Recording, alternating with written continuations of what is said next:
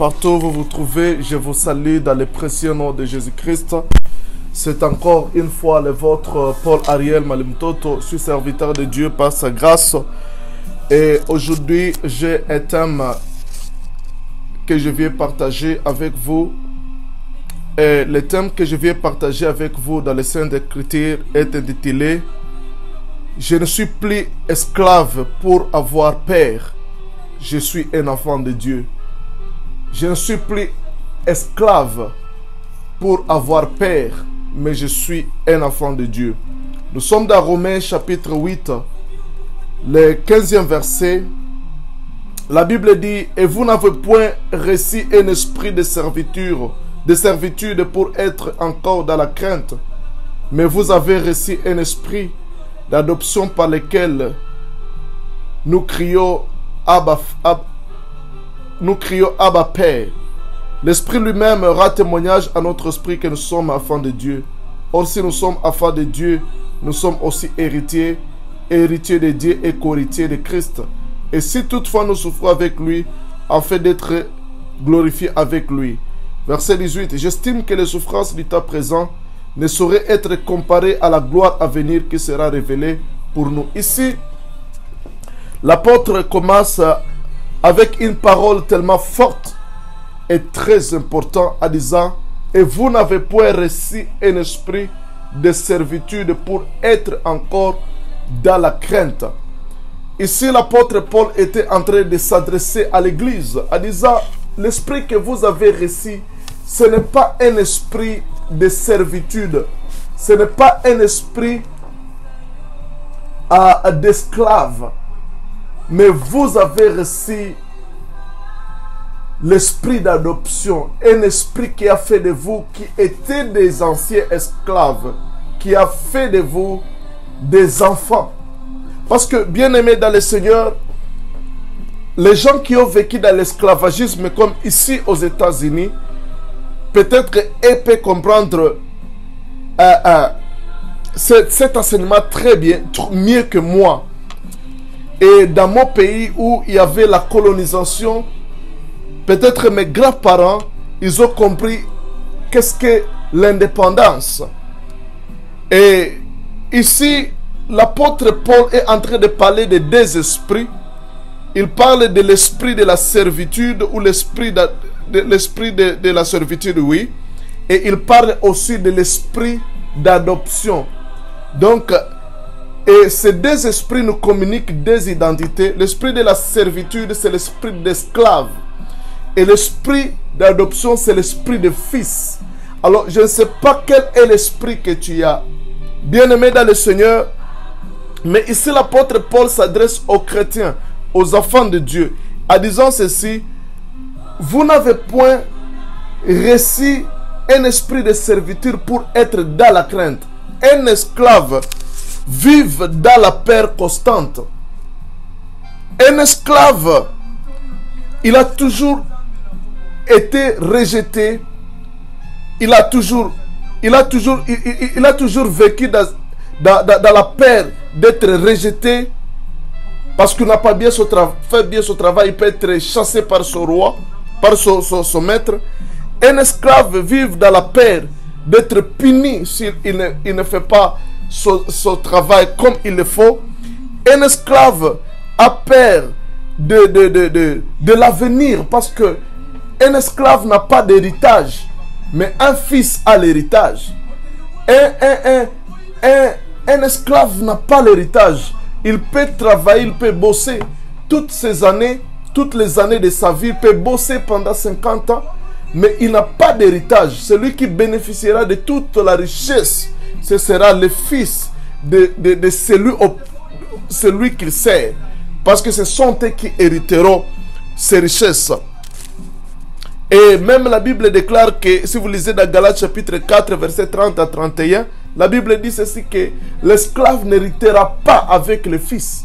Donc ici, bien aimé, je comprends que ce qui fait que l'esclave soit dans la peur, c'est parce qu'il n'a pas de futur, il n'a pas d'avenir, il n'a pas une destinée, il n'a pas un héritage, il est dans une paix constante.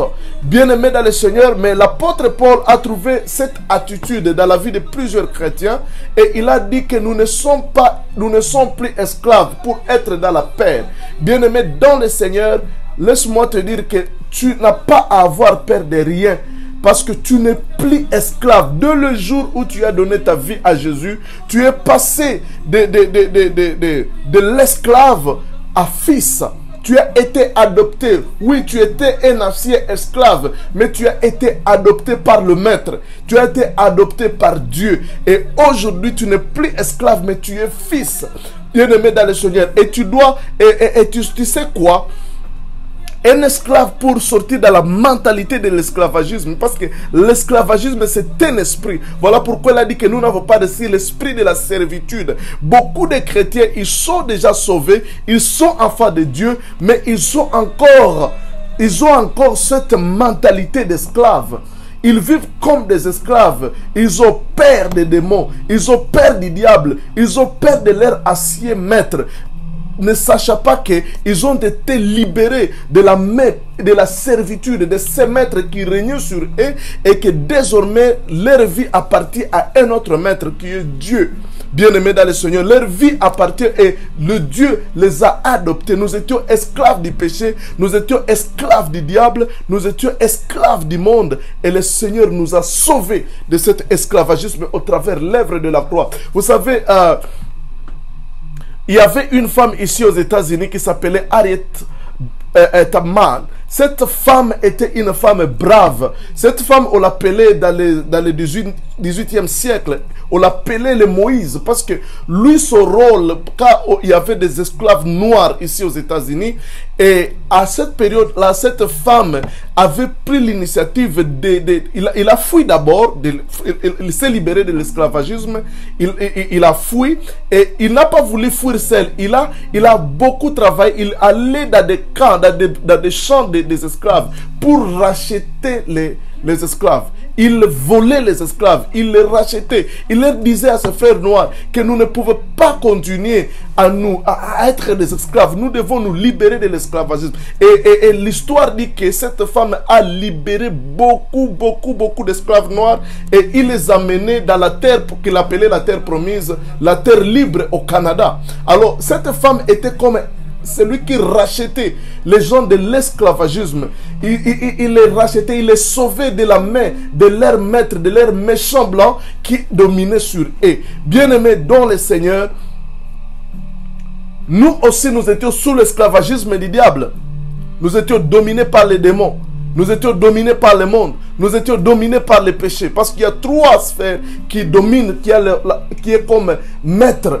Il y a le monde, il y a le péché, il y a le diable qui dominait sur nous. Mais Jésus est venu nous racheter. Mais bien aimé, quand nous sommes rachetés, nous devons changer cette mentalité de pécheurs. Parce qu'il y a beaucoup de gens qui sont sauvés de l'esclavagisme du péché, mais ils sont encore la mentalité des pécheurs. Tu verras un chrétien qui ne vit que dans la peur du péché. Donc il se voit toujours pécheur. Bien aimé, tu as été racheté. Tu dois avoir l'attitude des saints, de quelqu'un qui a été racheté du péché.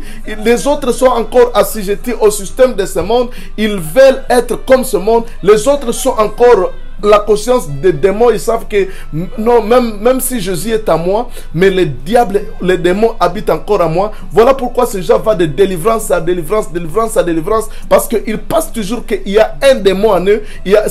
Parce que les choses ne marchent pas dans leur vue, ils prétendent qu'il y a un esprit, il y a un démon. Bien aimé, ça sous l'attitude d'esclaves. Et beaucoup de pasteurs, beaucoup des évangélistes, aujourd'hui des prophètes, sont en train d'aller des églises à églises pour donner les gens la conscience des démons. Ils leur disent que non, bien-aimés, l'œuvre de la croix ne suffit pas, être sauvé ne suffit pas, recevoir Jésus ne suffit pas, il te faut aussi passer dans d'autres processus de délivrance. Mais bien aimés dans le Seigneur, nous devons nous confier dans l'œuvre finie de la croix. Quand Jésus nous a sauvés, il nous a délivrés. Bien aimés dans le Seigneur, c'est question de mentalité, c'est question de conscience.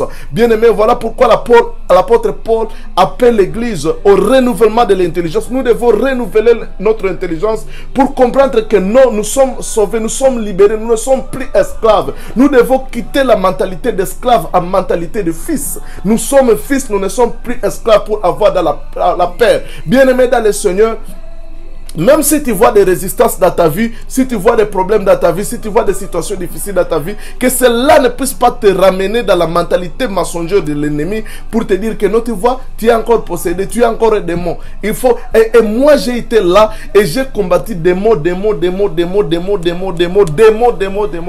mais rien n'a changé jusqu'à ce que j'ai pris l'attitude de fils. J'ai dit, je suis fils et je prends ma position de fils et je vais m'asseoir dans ma position de fils. Bien-aimé dans le Seigneur, et dès ce jour-là, les choses ont commencé à changer dans ma vie. Alors, laissez-moi te lire un verset de Galates. Il y a beaucoup de fils, tu es déjà fils, mais tu as encore la mentalité d'esclave. La Bible dit dans Galates chapitre 4, verset 1.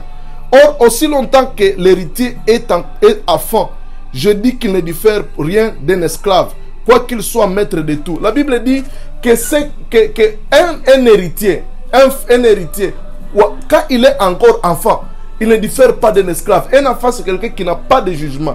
Un enfant, c'est quelqu'un qui n'a pas la connaissance. Un enfant, c'est quelqu'un qui ne connaît pas qui il est, qui passe comme un enfant. Alors, bien-aimé dans le Seigneur, tu dois quitter cette attitude d'enfant et avoir de grandir à devenir fils, afin de commencer à jouir de l'héritage que tu as. Bien-aimé dans le Seigneur, voilà pourquoi je dis, nous n'avons pas reçu un esprit de servitude. Tu n'es pas dans la servitude, tu n'es pas esclave pour être dans la paix, mais tu es fils. La Bible dit dans Romains chapitre, toujours dans le chapitre là où nous avons lu, la Bible dit,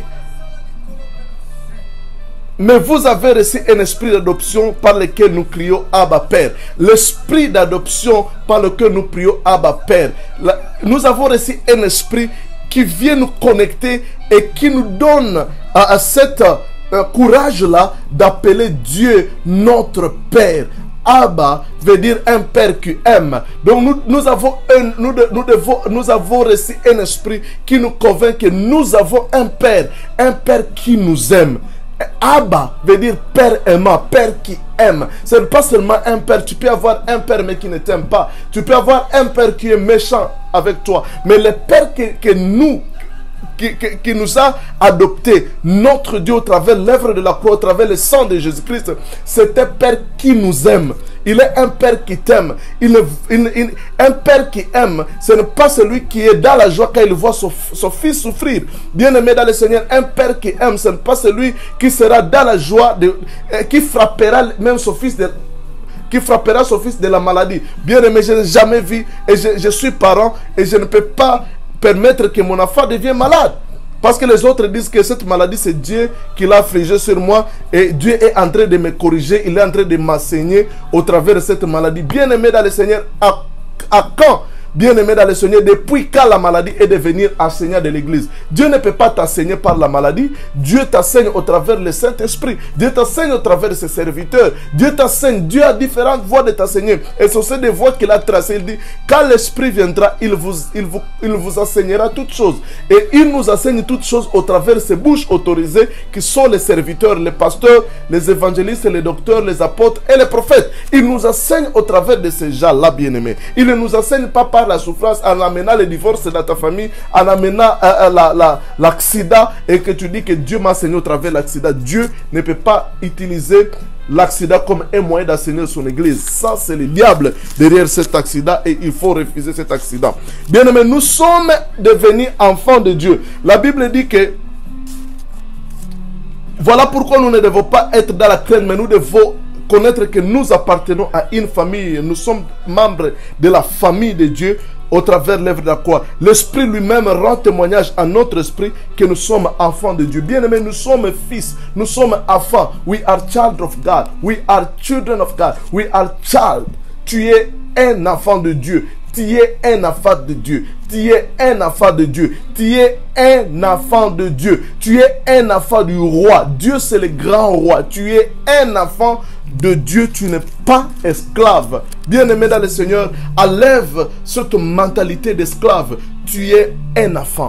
Tu es un enfant de Dieu. Tu es un fils. Tu es une fille du royaume de Dieu.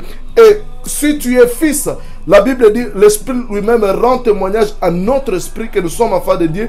Et si nous sommes enfants de Dieu, nous sommes aussi héritiers. Tu ne peux pas appartenir à une famille riche et manquer l'héritage dans cette famille.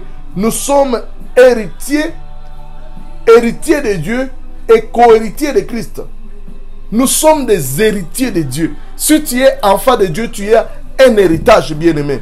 Et tu es co-héritier avec Jésus. Donc tu hérites avec Jésus. Ce que Dieu a donné comme héritage à Jésus, toi aussi tu es participant de cet héritage, bien-aimé. Tu co-hérites avec Jésus. Tu hériteras avec Jésus. Ce qui appartient à Jésus, tu l'auras. Tu auras ta part, mais tu auras aussi la part que Dieu a réservée à Jésus. Et il l'a déjà. Il n'a pas dit que nous serons héritiers. Il a dit nous.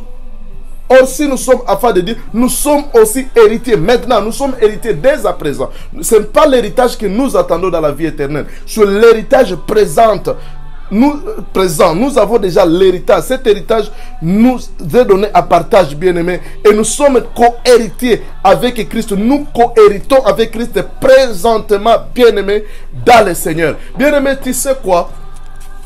Beaucoup de gens ne sont pas en train de jouir parce qu'ils manquent la connaissance, parce qu'ils sont encore affaires, ils ont la mentalité d'esclaves. Voilà pourquoi la Bible dit dans Ecclésiaste que ce qui m'étonne, c'est de voir les esclaves marcher sur des chevaux et des presses marcher à pied. Voilà, c'était l'étonnement de Salomon. Voir les esclaves sur des chevaux et des héritiers à pied. Des chevaux dans les temps anciens, c'était comme des limousines. C'était comme des limousines. C'était comme des Ferrari aujourd'hui. C'était comme des Range Rover. C'était comme des Mercedes-Benz à l'époque. Mais la Bible dit que je vois des esclaves dans des Range Rover. Et aujourd'hui, ça se fait. On voit des gens qui ne connaissent pas même Dieu. Ils sont dans des Range Rover en train de fumer, en train de se droguer, dans de belles voitures. Bien-aimés dans le Seigneur, mais les fils de Dieu, les fils du royaume, les fils du grand roi marchaient à pied dans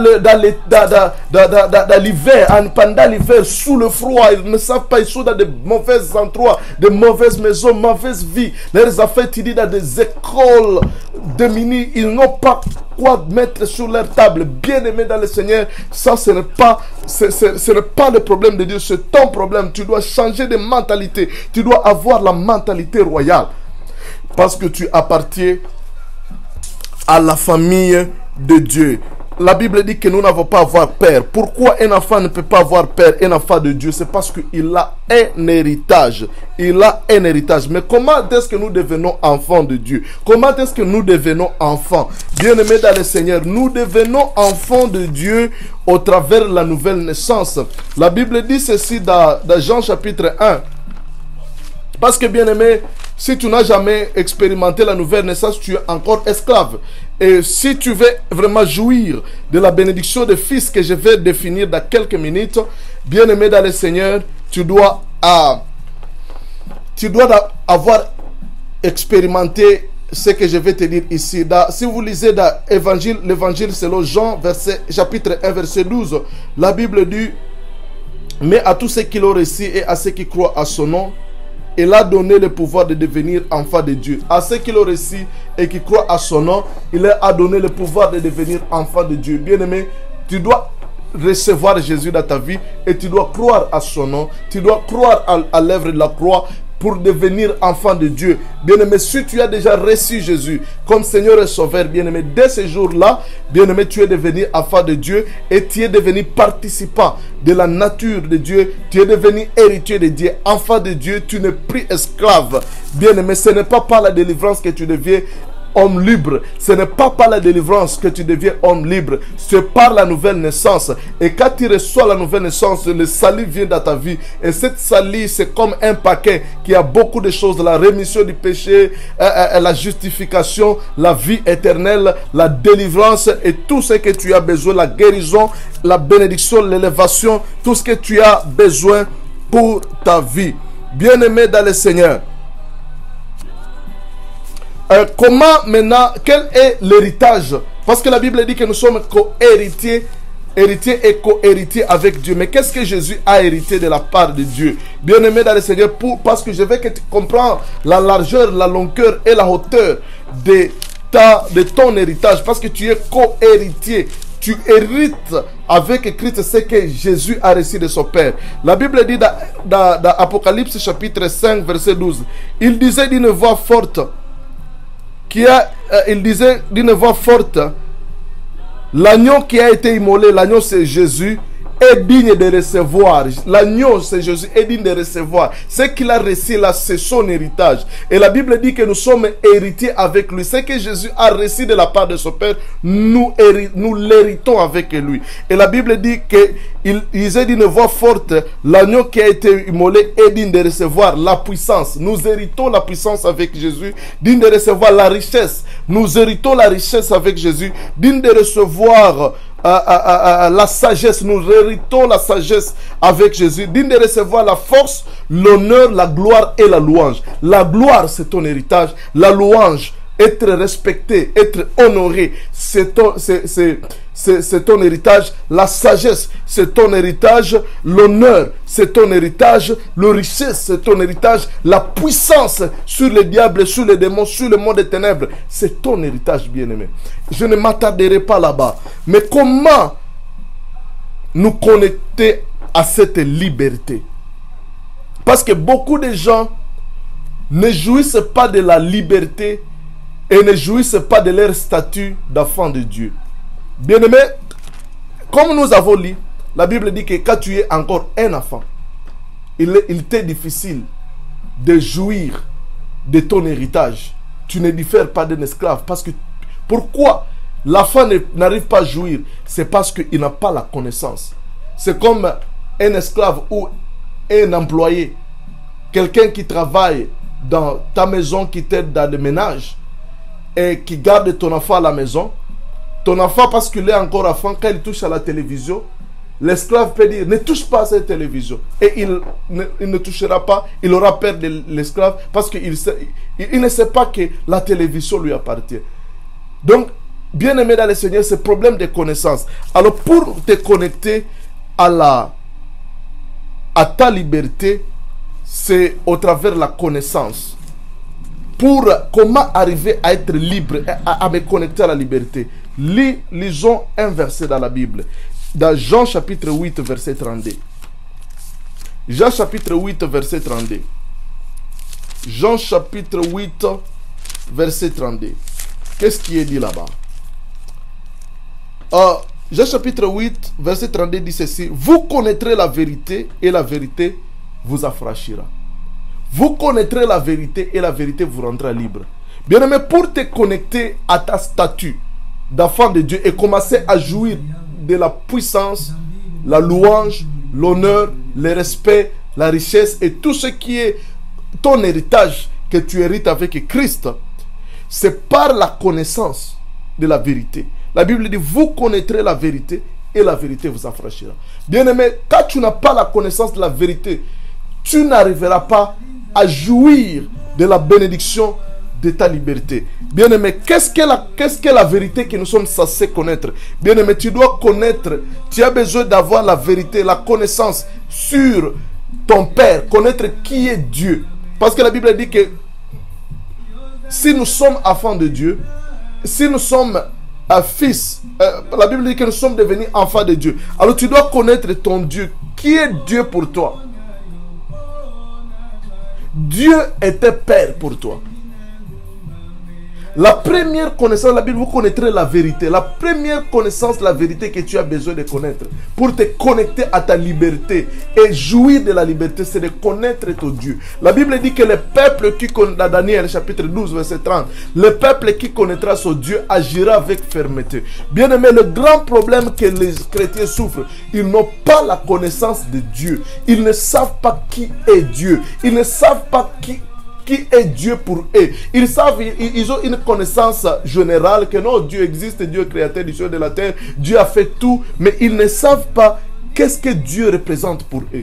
Bien-aimé dans le Seigneur, la Bible dit que Dieu est pour toi un Père, Abba Père, un Père qui t'aime, un Père qui ne te rejettera pas, un Père qui a compassion de toi. Quand tu es malade, Un père, quand il voit son fils ou son enfant malade, il se sent mal. C'est ce que Dieu est pour toi. Bien-aimé, Dieu n'est pas dans la joie. Dieu n'est pas insensible à ta souffrance. Même Jésus avait dit, si vos pères méchants qu'ils sont, savent donner du pain à leurs enfants et savent donner à leurs enfants ce dont ils ont besoin, à combien plus forte raison votre Père Céleste aura-t-il compassion de vous? Si moi je peux avoir compassion de mes enfants, je travaille durement pour que mes enfants puissent être dans un endroit confortable, payer la maison, payer l'internet, payer la nourriture, donner payer les vêtements pour les enfants, les habits, tout ça, les amener à l'école, les donner une vie c'est parce que je les aime. Et bien aimés dans le Seigneur, méchants que nous sommes, Jésus avait dit, méchants que vous êtes, vous savez donner à vos enfants ce dont ils ont besoin. À combien plus forte raison votre Père qui est dans les cieux, votre Père qui vous aime. Bien aimé dans le Seigneur, bien aimé, ne crois pas que Dieu est insensible. Dieu est tellement sensible. Dieu est tellement concerné par cette situation. Dieu est tellement concerné à ce que tu traverses dans ta vie. Bien-aimé dans le Seigneur, il continue. Et ce que tu as besoin de connaître, premièrement, tu as besoin de connaître Dieu. Avoir la connaissance de Dieu. Qui est Dieu? Qui est Dieu pour moi? Ça, ce n'est pas la connaissance, oh Dieu, la Trinité, oh, nous sommes unitariens, Dieu le Père, Dieu le Fils. Dieu... Non, on n'a pas besoin de ça maintenant. On a besoin de connaître Dieu comme Père. Parce que quand tu connais Dieu comme Père, c'est une question de relation. C'est une question familiale, bien-aimé, dans le Seigneur. Moi, je n'ai pas besoin de connaître mon Père, où il était né, mon père a passé où par là, tout ça. Parce que beaucoup de gens amènent beaucoup de connaissances sur Dieu, mais il nous échappe de ce qui est important. Bien aimé, dans ce qui est important, c'est la relation. La relation, qui est mon Père pour moi? Est-ce que mon Père m'aime? Est-ce que mon Père a compassion de moi? C'est ce que j'ai besoin de connaître. Mon Père était né, je ne sais pas où, 1900 combien, 1900, tout ça, ça n'a pas d'importance pour moi. 1880, non, je ne sais pas ça. Mais ce que j'ai besoin, c'est de connaître qui est ce Père pour moi. Est-ce que mon Père m'aime? Est-ce que mon Père... Quelle est la relation que j'entretiens avec mon Père? Tu as besoin de connaître qui tu es et qui est Dieu pour toi. Tu as besoin aussi de connaître qui tu es. Connais-toi toi-même. Tu as besoin de te connaître. Qu'est-ce que tu es aux yeux de Dieu? Bien-aimé dans le Seigneur, tu es un enfant de Dieu. Et comme enfant de Dieu, tu as de la valeur aux yeux de Dieu. Tu es aimé par Dieu. Et Dieu t'aime comme il aimait Jésus. Si tu lis dans Jean chapitre 17, verset 23, il y a un verset vraiment très important que j'aime beaucoup. La Bible dit, moi en un et toi en moi, afin qu'ils soient parfaitement un. Et que le monde connaisse que tu m'as envoyé et que tu les aimes comme tu m'as aimé. Jésus dit que je prie que le monde connaisse que tu les aimes comme tu m'as aimé. Dieu t'aime comme il a aimé. Le monde doit connaître que tu les aimes comme tu m'as aimé. Mais toi aussi, tu dois connaître que Dieu t'aime à la même mesure avec Jésus, au même niveau avec Jésus, au même level avec Jésus. Bien-aimé dans le Seigneur, c'est très important que tu puisses connaître ces choses. Et à conclusion, bien-aimé dans le Seigneur, je veux que nous puissions lire enfin 2 Pierre chapitre 3, verset 18. Je ne savais pas que ma prédication sera si longue. De Pierre chapitre 3 verset 18, la Bible dit ce qui suit. Mais croissez dans la grâce et dans la connaissance de notre Seigneur et Sauveur Jésus-Christ. À lui soit la gloire maintenant et pour l'éternité. Amen. Nous devons croître dans la connaissance de notre Seigneur Jésus-Christ. Connaître qui est Dieu pour moi. Dieu était Père pour moi. Dieu était Sauveur pour moi. Dieu était Consolateur pour moi. Dieu a un héritage pour moi. Et je dois aussi me connaître. Je suis un enfant de Dieu. Je suis aimé par Dieu. J'ai de la valeur de Dieu aux yeux de Dieu. Et j'ai un héritage dans cette famille, dans la nouvelle famille que je me trouve. Alors tu n'as pas à avoir peur parce que tu n'es plus un esclave, tu es un enfant. Que Dieu te bénisse. Amen. Merci Seigneur pour ce message. Laisse que ceci puisse aider le cœur de quelqu'un. Au nom de Jésus. Amen. Que Dieu te bénisse. Amen. Bye bye.